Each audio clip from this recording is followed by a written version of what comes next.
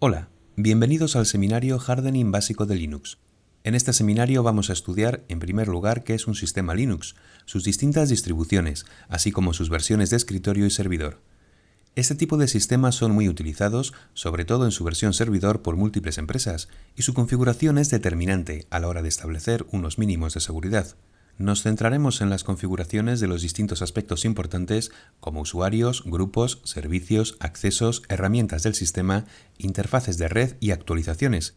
Y por último le dedicaremos un apartado a los registros, aspecto muy importante a la hora de saber qué ha pasado en nuestro sistema ante un incidente de seguridad. Este seminario web está compuesto de la siguiente manera. Primero, un apartado inicial de introducción a Linux, donde se realizará una breve descripción del mismo, además de introducir el concepto de hardening. El segundo apartado profundizará más en conceptos de hardening básicos como la configuración del arranque, configuración de usuarios y grupos, configuración del acceso, configuración de sudo, configuración de servicios, configuración del sistema de ficheros, configuración de la red, configuración del firewall, actualizaciones y registros. Introducción a Linux. A continuación comenzaremos con la introducción a los sistemas Linux.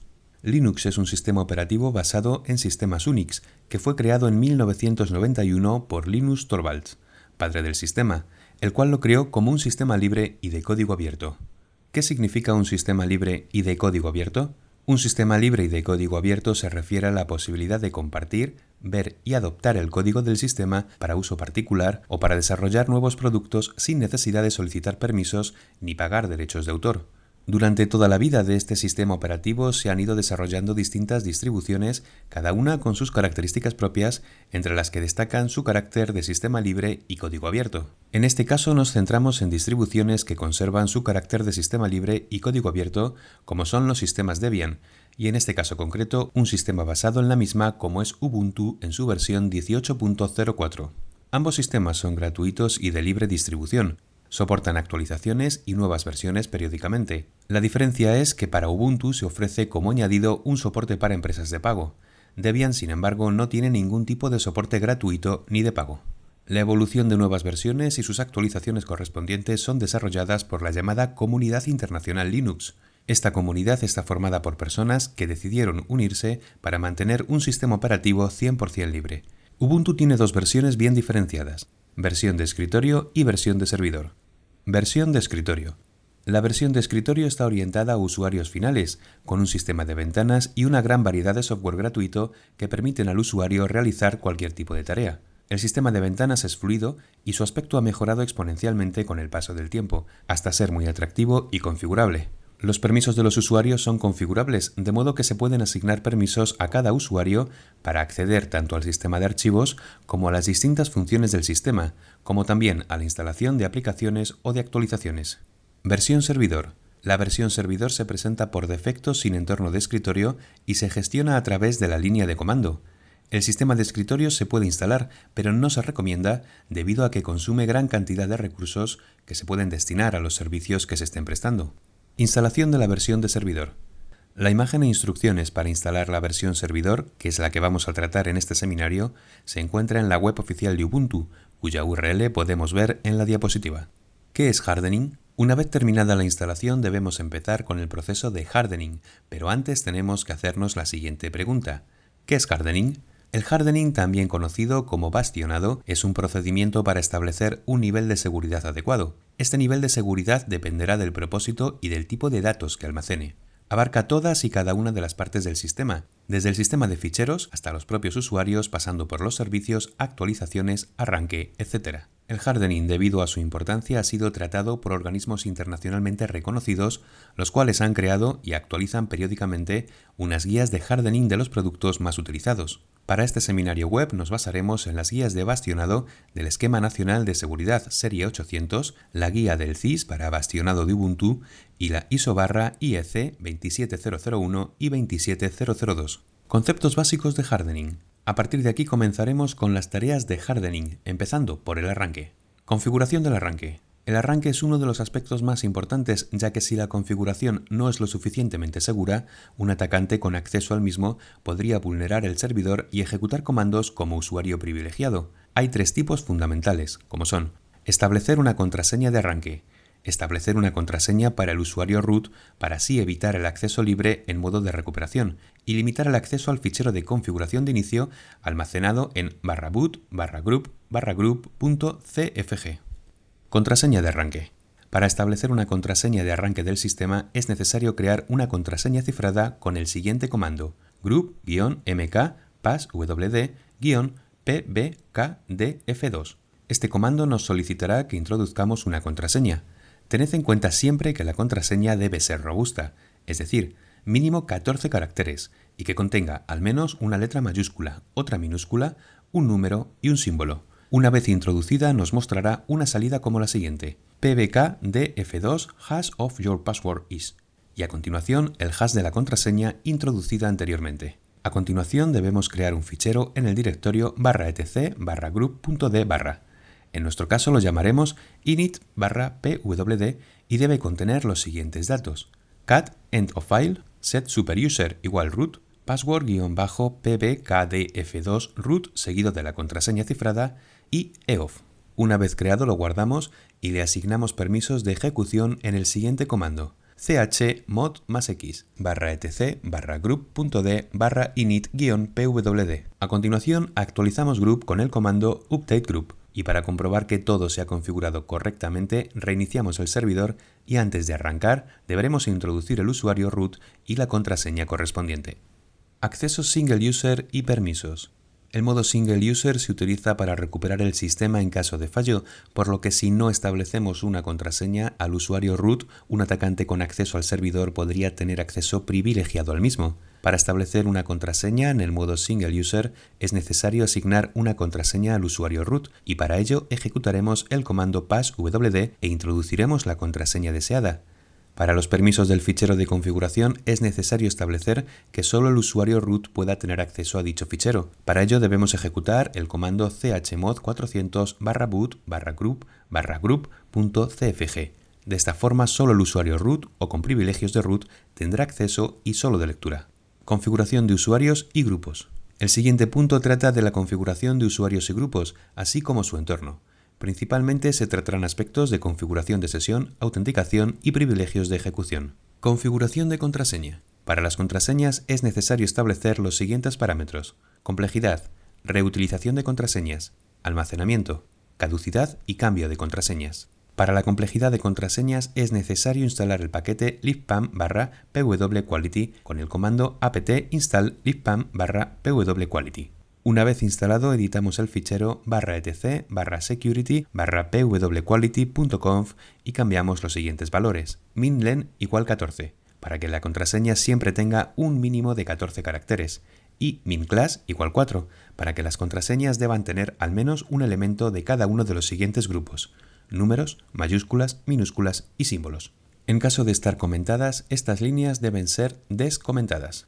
Para establecer el número de intentos fallidos antes de mostrar el mensaje de error, editamos el fichero /etc/pam.d/common-password y buscamos la línea que contenga retry igual. El valor asignado a la variable retry debe ser 3 o menor. En nuestro caso lo estableceremos a 3, quedando la línea de la siguiente forma: password requisit pam-pwquality.so retry igual a 3. Para evitar la reutilización de contraseñas durante un tiempo determinado, se deben configurar el número de contraseñas anteriores que no se pueden utilizar. El valor recomendado es de 5. Para ello editamos el fichero /etc/pam.d common-password y añadir la línea password required pam-pwhistory.so remember igual 5. Guardar y cerrar. El almacenamiento de las contraseñas debe ser cifrado con un algoritmo robusto. Se recomienda usar SHA-512, que a fecha de hoy, marzo de 2020, es el más seguro. Para configurarlo debemos volver de nuevo al fichero anterior, /etc/pam.d/common-password, y comprobar la línea password success igual 1 default igual ignore, pam-unix.so obscure use-outtalk try-first-pass SHA-512. Si no está establecido, a SHA-512 debemos cambiarlo y forzar a que todos los usuarios cambien su contraseña. El cambio de contraseña no puede establecerse entre periodos de tiempo menores de un día, para evitar el truco de cuando caduca la actual. cambiarla tantas veces como sea necesario hasta llegar a poder volver a utilizar la anterior. Es decir, en nuestro caso, cambiarla 5 veces seguidas y volver a tener la inicial. Además de esto, el periodo de caducidad de contraseña en un servidor debe establecerse como mínimo cada 90 días y en caso de servidores muy críticos cada 45 días. En nuestro caso lo estableceremos cada 90. Para ello editamos el fichero /etc/login.devs y establecemos los siguientes valores: pass-max-days90, pass-min-days1. Configuración del entorno. El bloqueo de cuentas por inactividad es un tema a tener muy en cuenta, ya que pueden suponer un punto de entrada para un atacante.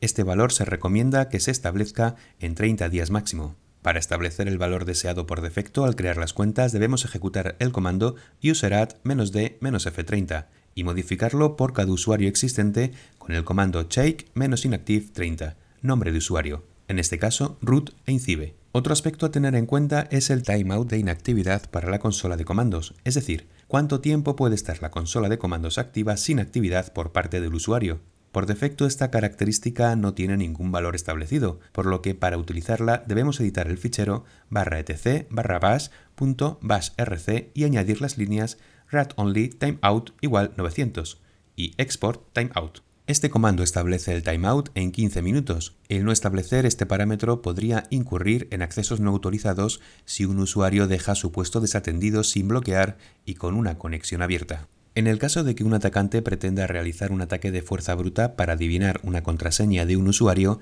debemos proteger el sistema de forma que no le sea posible realizar dicha tarea y no se perjudique al usuario atacado. Para prevenir este tipo de ataques se debería configurar un número máximo de intentos de acceso fallido, tras los cuales se bloquea la cuenta temporalmente. El número de intentos se suele establecer en 5 y el tiempo de bloqueo en 15 minutos. Si se bloquea la cuenta indefinidamente, se podría provocar una denegación de servicio para los usuarios afectados. Para configurar esta opción editamos el fichero /etc/pam.d/common-out y añadimos la línea out-required pam-tally2.so 1rr igual file audit silent deni igual 5 unlock-time igual 900, donde deni indica el número de intentos tras el cual se bloquea y unlock-time el tiempo en segundos para desbloquear la cuenta. A continuación editamos el fichero /etc/pam.d/common-account y añadimos, si no lo están ya, las líneas account requisite pam-deni.so y account required pam-tally.so. Las cuentas de servicio deben estar configuradas para no poder establecer consolas interactivas, es decir, que no puedan autenticarse en el sistema y ejecutar comandos. Para ello es necesario que todas ellas tengan la característica de tipo de consola establecida al valor no-login. Para establecer este valor debemos editar el fichero /etc/pashwd y cambiar en las cuentas de servicio el valor actual por /user/bin/no-login. El parámetro de configuración umask establece los permisos por defecto que se les asigna a un fichero creado por un usuario. El valor deseado para este parámetro es 0.27, es decir, control total para el creador, permisos de lectura y ejecución para los pertenecientes al grupo y acceso denegado para el resto. Para establecer estos valores es necesario añadir o modificar el comando umask027 en los ficheros /etc/bash.bashrc/etc/profile y en todos los scripts dentro del directorio /etc/profile.d/. El comando su permite ejecutar comandos en nombre de otro usuario. Esto es útil en ciertas ocasiones en las cuales se requiere, por ejemplo, de elevación de privilegios para ciertas tareas. El problema es que no permite el control sobre los comandos que se ejecutan, es decir, no se pueden especificar los comandos permitidos, es o todo o nada. Para estas tareas se desarrolló la herramienta sudo, que permite un control más granular de los comandos ejecutados. Restringir el uso de su y usar sudo en su lugar proporciona a los administradores del sistema un mejor control de la ejecución de comandos con privilegios altos. Sudo también proporciona un mejor mecanismo de registro y auditoría, ya que puede registrar cada comando ejecutado, mientras que empleando su solo queda registrada la ejecución de este. Para restringir el uso de su a favor de sudo, debemos crear un grupo vacío. En nuestro caso lo vamos a llamar sugroup, con el comando group add sugroup. Y en el fichero /etc/pam.d/su vamos a añadir la línea siguiente: out required pam-will.so use-uit group igual sugroup. Desde este momento solo podrán ejecutar el comando su los usuarios que pertenezcan al grupo sugroup. Configuración de acceso. La mayoría de servidores Linux son gestionados remotamente mediante SSH y en este caso no vamos a ser menos, por lo que en este apartado vamos a fortificar el acceso por SSH al servidor. SSH, del inglés Secure Shell, es un protocolo seguro que permite establecer un canal seguro mediante el cifrado de información desde el inicio, por lo que previene ataques como session hijacking o secuestro de sesión y la captura de tráfico en claro. Instalación del SSH Server. Por defecto, la mayoría de los servidores Linux tienen instalado el servidor SSH. En la distribución Ubuntu 18.04, durante la instalación, ofrece la posibilidad de instalarlo. En caso de no haberlo instalado, se puede instalar con el comando apt-install OpenSSH-server, aceptar la descarga y esperar a que la instalación acabe. En la carpeta /etc/ssh se encuentra el fichero sshd-conf, donde se especifica toda la configuración del servidor SSH. Este debe tener permisos restringidos al usuario root. Para ello, con el comando chmod 600 /etc/ssh/sshd-config establecemos solo permisos de lectura y escritura para el usuario root. A partir de ahora, toda la configuración de parámetros se referirá a este fichero. Configuración de sesión. La versión actual de SSH es la versión 2 y es la única que se debe usar. La versión 1 tiene vulnerabilidades conocidas y podría poner en riesgo nuestro equipo o servidor. En versiones superiores a OpenSSH-Server 7.4 ya no es necesario especificarlo. No se permite utilizar la versión 1 del protocolo tal y como ocurre en nuestro caso. Se debe habilitar el módulo PAM, Pluggable Authentication Module, para las conexiones SSH para permitir un mayor control de los accesos de las cuentas de usuario. Para habilitarlo se debe editar el fichero sshd-config y añadir o cambiar la línea usepam-yes. El parámetro max startups indica el número máximo de conexiones no autenticadas concurrentes. Para evitar problemas de denegación de servicios, se recomienda configurar este parámetro con los siguientes valores: 10, 2.30, 2.60. El 10 se refiere al número de conexiones no autenticadas permitidas antes de empezar a rechazar conexiones nuevas. El 30 se refiere al porcentaje de conexiones que se empezarán a rechazar una vez pasadas las 10 iniciales. Y el 60 se refiere al máximo número de conexiones posibles. Una vez llegado a este valor, todas las nuevas conexiones serán rechazadas. Las opciones Client Alive Interval y Client Alive Count Max controlan el tiempo de expiración o timeout de la sesión SSH. El primero indica el intervalo de tiempo sobre el que el sistema comprueba si existe actividad y el segundo el número de veces que debe preguntar y recibir respuesta de inactividad antes de cerrar sesión. Se recomienda establecer Client Alive Interval en 300 segundos y Client Alive Count Max con valor 0. El parámetro Max Out Tries especifica el número máximo de intentos de autenticación permitidos por conexión. El valor recomendado es 4. De esta forma evitaremos riesgos de ataques de fuerza bruta. Para el parámetro Ignore Rust, indica que se ignorarán los ficheros .rost y .sots para la autenticación basado en RSA y host.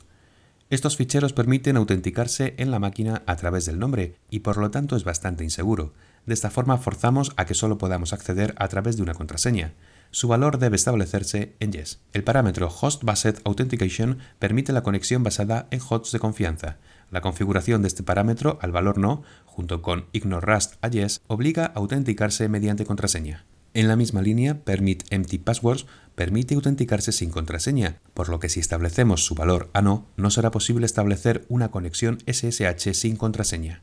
Establecer Permit Root Login a no evita autenticarse directamente como root, lo que obliga a elevar privilegios una vez autenticado con el usuario y así tener una mayor trazabilidad. Configuración del cifrado. SSH permite la utilización de diferentes tipos de cifrado, así como diferentes tipos de algoritmos MAC, Message Authentication Code, y algoritmos para el intercambio de claves. Se deben utilizar algoritmos que no tengan vulnerabilidades conocidas y con una clave lo suficientemente robusta para que no pueda ser comprometida. Para configurar estas opciones añadiremos las líneas correspondientes a los parámetros Cipher, Max y Kex Algorithms. Configuración de sudo. En el siguiente punto vamos a configurar la utilidad sudo. Sudo permite a un usuario ejecutar comandos como root u otro usuario especificado por la política de seguridad. Al contrario que el comando su, se puede establecer distintas restricciones como por ejemplo poder ejecutar solo para ciertos comandos con ciertos parámetros y si es necesario introducir la contraseña del usuario o no. Sudo viene instalado por defecto en casi todas las distribuciones, pero en caso de que no se encuentre en nuestro servidor, solo tenemos que ejecutar apt-install sudo y esperar hasta que termine su instalación. Sudo puede ser configurado para usarse solo desde un pseudo terminal, PTI.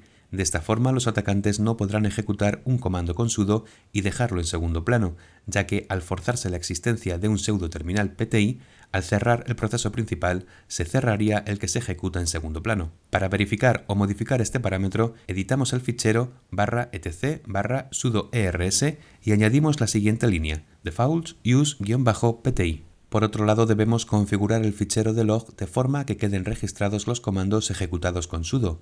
Para ello volvemos a editar el fichero /etc/sudo-ers y añadimos o modificamos la línea defaults logfile igual /var/log/sudo.log. Como se puede ver en la imagen, el contenido del log indica usuario que ejecuta sudo, fecha y comando que se ejecuta. La ejecución de sudo se puede configurar por usuario individualmente o por grupo. La diferencia es, si es por usuario, la línea empieza con el nombre del usuario, y si es por grupo, la línea comienza por porcentaje, seguido por el nombre del grupo. Por defecto, la instalación de un servidor Ubuntu 18.04 tiene configurado el usuario root y dos grupos que pueden ejecutar comandos ganando privilegios de root. Estos grupos son adm y sudo. Si nuestro usuario pertenece a uno de estos dos grupos, puede ejecutar comandos con privilegios de root.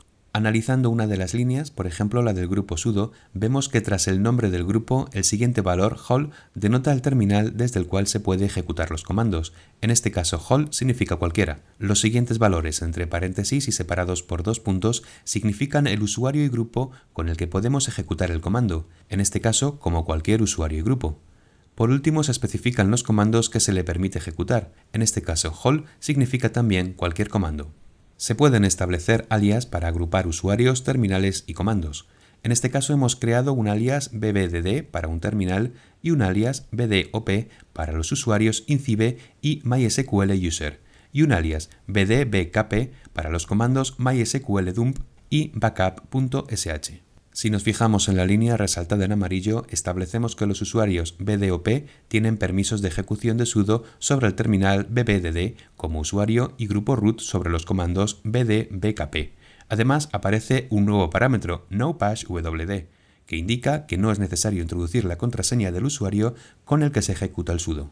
Configuración de servicios. En esta sección vamos a ver de forma genérica cómo deben configurarse los servicios de un servidor de propósito general. Debido a la gran cantidad de servicios que se pueden configurar en un servidor, no vamos a entrar en detalle en cada uno de ellos. Solo vamos a ver los que se deben configurar en todos independientemente de su propósito específico.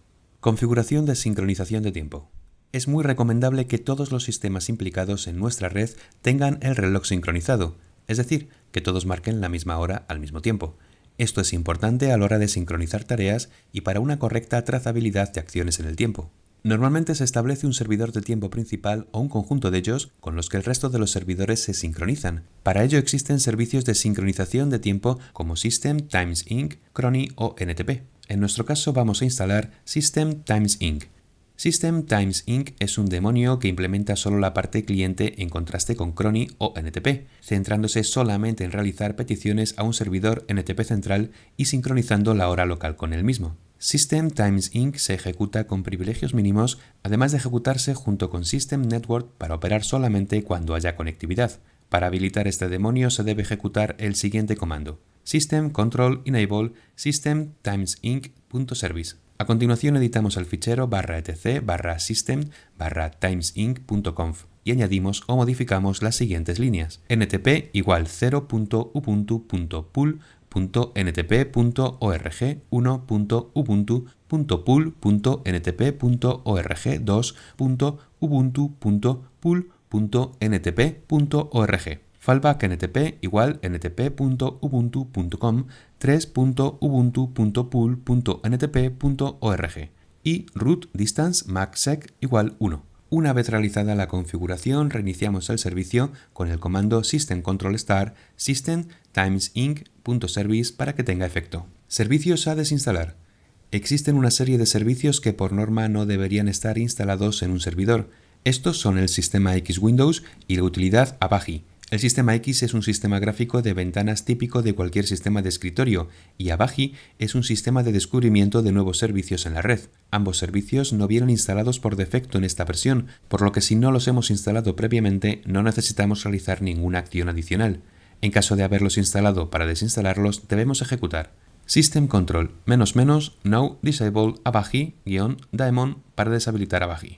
Y apt-purg xserver xorg para el sistema xwindows. El resto de los servicios depende del propósito del servidor. Por ejemplo, si vamos a instalar un servidor web, no tiene mucho sentido tener instalado el servicio kube o el servicio DHCP. Para ver un listado de los servicios instalados, debemos ejecutar service --status_hal y aparecerá una lista con los servicios instalados y cuáles se están ejecutando. Se debe revisar los servicios existentes y deshabilitarlos o desinstalarlos directamente. Existen guías específicas para cada servicio, por lo que no se va a tratar en este seminario la configuración de ningún servicio concreto. Configuración del sistema de ficheros. La configuración del sistema de ficheros, es decir, particiones, formato y puntos de montaje, se pueden realizar al instalar el sistema o una vez instalado, modificando las particiones existentes. Se recomienda realizarlo durante la instalación del mismo para evitar tener que mover datos críticos y sectores especiales del disco y evitar la posibilidad de corromper el sistema de ficheros. En este seminario vamos a configurar un disco de tamaño de 40 GB. Definición de las particiones. Como puede verse en la imagen, se recomienda tener particiones separadas para los siguientes puntos de montaje. El directorio /tmp es un directorio accesible y modificable por todos los usuarios del sistema y es utilizado para almacenamiento temporal. El motivo principal de tener una partición específica para este directorio es evitar el agotamiento de recursos del sistema por excesivo almacenamiento de ficheros temporales, además de que, al ser una partición independiente, se puede montar con las opciones necesarias por su naturaleza. El tamaño recomendado para esta partición en un servidor de propósito general es de 1 GB. El directorio /var es usado por los demonios y otros servicios del sistema para almacenar temporalmente datos dinámicos. Algunos de los directorios creados pueden tener permisos de acceso y modificación para todos los usuarios, por lo que también es recomendable poder tener una configuración propia independiente del resto. Para este punto de montaje se recomienda un tamaño de 10 GB. Al igual que /tmp, el directorio /var/tmp es accesible en modo lectura, escritura y ejecución por todos los usuarios y por lo tanto los motivos de tener una partición independiente serán los mismos. El tamaño recomendado para esta partición en un servidor de propósito general es de 1 GB.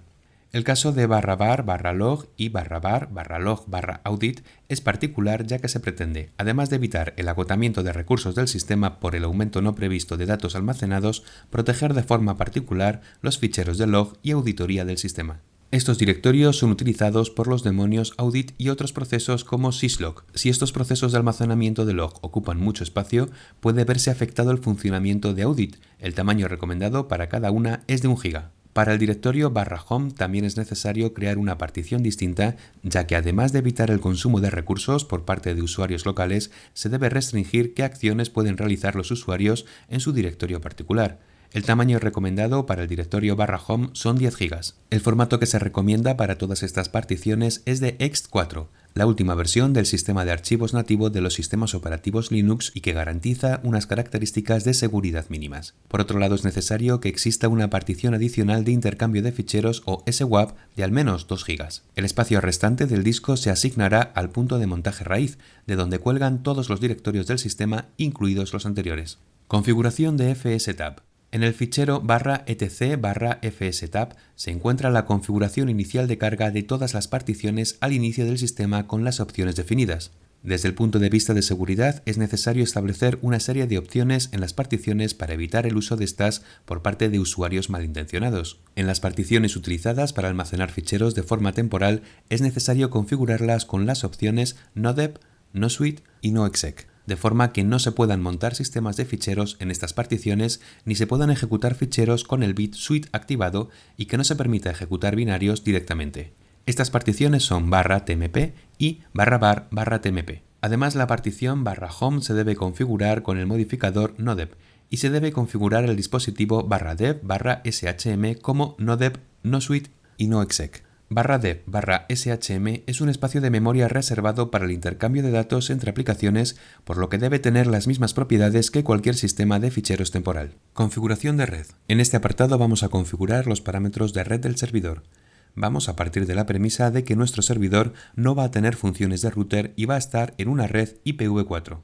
Las configuraciones se van a centrar sobre todo en no permitir que el servidor actúe como un enrutador de tráfico y en verificar el origen y destino de la comunicación, así como en registrar las acciones que puedan ser sospechosas de ser algún tipo de ataque. Estas se encuentran definidas en el fichero /etc/syscontrol.conf, por lo que siempre que nos refiramos a añadir o modificar parámetros se referirá a este archivo. Todo esto es necesario para evitar que un atacante modifique las rutas establecidas e incluso acceda a redes internas a través de un servidor comprometido. Redirecciones y enrutado. Dado que la función del servidor no se va a centrar en enrutar tráfico, es necesario deshabilitar todas las opciones de redirección de paquetes. Atacantes usan este tipo de características para realizar ataques de man in the middle y acceder a otras redes dentro de la organización. Empezamos deshabilitando la redirección de paquetes ICMP. Para ello, añadimos o modificamos las siguientes líneas: net.ipv4.conf.al.send-redirects = 0, net.ipv4.conf.default.send-redirects = 0. El redireccionamiento IP también es necesario deshabilitarlo. Para ello, añadimos o modificamos la línea net.ipv4.ip-forward = 0. Otro aspecto a tener en cuenta son las respuestas a las peticiones de broadcast. Las de tipo ICMP deben ser ignoradas, ya que podría incurrir en ataques de denegación de servicio si el atacante consigue modificar la IP origen por la de la víctima y todas las respuestas van dirigidas a dicha IP. Para ello, añadimos o modificamos la línea net.ipv4.icmp-echo-ignore-broadcast = 1. Para evitar que los registros se llenen de datos inútiles, se debería configurar para que no se registren las respuestas a paquetes ICMP no estándares. Para ello añadimos o modificamos la línea net.ipv4.icmp-bogus-error-response = 1. Si queremos evitar ataques de spoofing, deberemos habilitar la característica que permite comprobar que si la respuesta a un paquete no se dirige a la interfaz origen, en caso de no ser la misma, el paquete se descarta. Para ello añadimos o modificamos las líneas net.ipv4.conf.all.rp-filter = 1 y net.ipv4.conf.default.rp-filter = 1. La otra opción que tienen los atacantes para realizar una denegación de servicio es mediante la cola de conexiones half open. Realizan conexiones sin terminar hasta que la cola se llena, ya que una vez llena todas las conexiones son rechazadas. Para evitar esto, activamos las llamadas TCP sin cookies, cuya función es evitar la saturación atendiendo a las nuevas peticiones que entran una vez la cola esté llena. Para activarlas es necesario añadir o modificar la línea net.ipv4.tcp-sin cookies = 1. Protocolos no habituales. Existen protocolos de red específicos para ciertos servicios que si no se van a prestar se deben deshabilitar, ya que podría suponer un riesgo. Estos protocolos son Datagram Congestion Control Protocol para streaming, Stream Control Transmission Protocol, usado para la comunicación orientada a mensajes, Reliable Datagram Sockets, para comunicaciones con baja latencia y gran ancho de banda, y Transparent Interprocess Communication, diseñado para proveer comunicación entre los nodos de un clúster. Para su configuración es necesaria la creación de un fichero con su acrónimo para cada protocolo en el directorio /etc/modprof.d/ y con extensión .conf. Dentro de cada archivo se debe introducir la línea install espacio, el acrónimo correspondiente, espacio y /bin/true, tal y como se puede ver en la imagen. Configuración del firewall. Los firewalls basados en host proveen servicio de control de tráfico interno y externo, parada de una intrusión y un fuerte método de control de acceso. En este apartado vamos a tratar de configurar un software que haga estas funciones. Por facilidad de uso se va a instalar y configurar un Complicated Firewall. Existen otras soluciones como iptables o nftables, pero nos vamos a centrar en la mencionada anteriormente. Configuración de UFW, un Complicated Firewall. Como norma general, se va a denegar toda conexión entrante y saliente y se va a habilitar las conexiones que sean estrictamente necesarias. Para instalar UFW, ejecutamos el comando apt install UFW. Una vez instalado, empezamos a configurarlo antes de activarlo. Para ello aplicamos la política de denegar cualquier conexión. Para ello ejecutamos los comandos UFW-default DENY incoming para denegar todo el tráfico de entrada, UFW-default DENY outgoing para denegar todo el tráfico de salida y UFW-default DENY routed para denegar todo el tráfico enrutado. A continuación debemos habilitar el tráfico loopback, pero aislarlo del resto de interfaces, por lo que debemos ejecutar UFW allow in on low. y ufw-deni infram 127.0.0.0/8.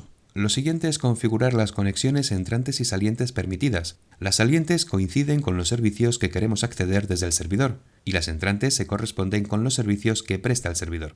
Para las conexiones salientes se ejecuta el comando ufw-allow-out-to IP concreta, o si se habilita a todas se utiliza any port y el puerto destino. Es decir, si queremos abrir la navegación web, debemos abrir los puertos 80 y 443, por lo que habría que ejecutar dos comandos, ufw-allow-out-to-any port 80 y el mismo pero terminado en 443. Dependiendo de las necesidades internas del servicio, se deberán abrir unos u otros. Para las conexiones entrantes debe existir una regla por cada puerto que preste servicio, de forma que no se rechacen las conexiones. El comando tiene la estructura ufw-low-in-puerto/tcp o UDP dependiendo del protocolo a habilitar. Si estamos configurando el servidor por SSH debemos permitir estas conexiones antes de habilitar el firewall, por lo que ejecutamos ufw-allow-in22/tcp y seguidamente ufw-enable. Para comprobar el estado ejecutamos ufw-status.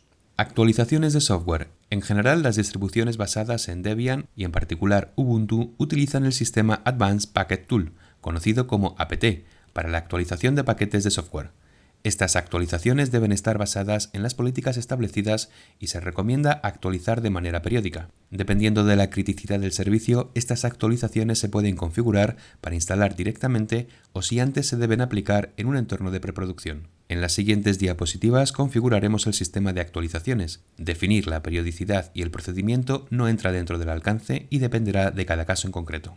Configuración de Advanced Package Tool. En este aspecto se deben configurar los repositorios con fuentes fiables y asegurarse de que están configuradas las claves GPG para verificar la integridad de los paquetes durante la instalación. Los repositorios se configuran en el fichero /etc/apt/sources.list. Por defecto se incluyen los repositorios oficiales y es posible añadir repositorios adicionales. Estos repositorios deben proceder de fuentes fiables y queda a criterio de las políticas establecidas. De los repositorios oficiales existen varios tipos: Main Restricted, Universe, Multiverse. Se recomienda habilitar solo los repositorios Main Restricted, ya que son los únicos 100% probados y soportados.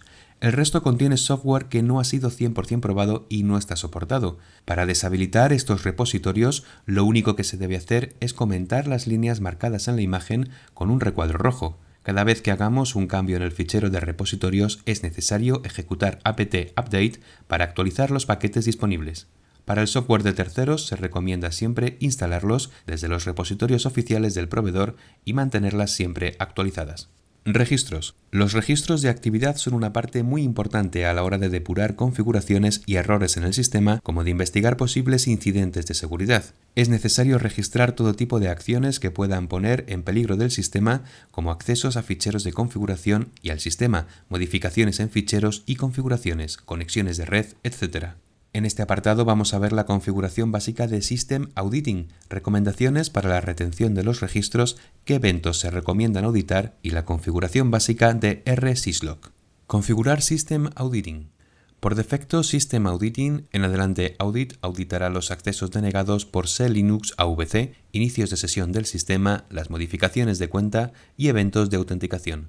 Los eventos se registran en /var/log/audit/audit.log. Para instalar Audit es necesario ejecutar apt-install audit y para arrancar el servicio system control --no enable audit. Un aspecto importante es auditar los procesos de inicio antes de que el demonio audit arranque.